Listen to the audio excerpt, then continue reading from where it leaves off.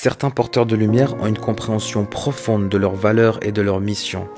Ce sont parmi les âmes les plus belles que tu peux rencontrer, généreux, aimants, prêts à donner sans compter. Mais en fait, cette lumière, elle s'accompagne d'une dualité puissante, en fait, qui peut être parfois incomprise. Il faut jamais prendre leur bienveillance pour de la faiblesse parce que tu ne pourrais ne pas les reconnaître. Et là, je te parle d'un certain type de porteurs de lumière qui ont des missions globales, qu'on appelle aussi des élus. Si tu oses franchir cette limite, et ils sont patients, ils peuvent te laisser. Tu pourras croire que tu les contrôles, tu pourras croire que tu les manipules. Ils te laisseront avancer dans ton propre piège, tu tomberas.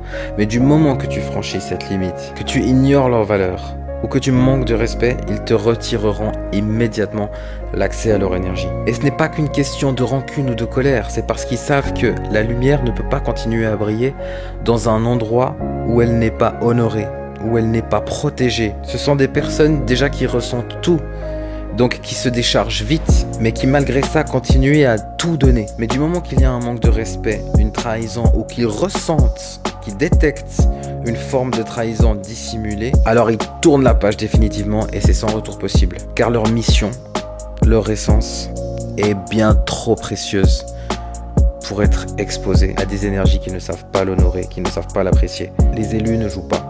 Respecte-les ou perds-les.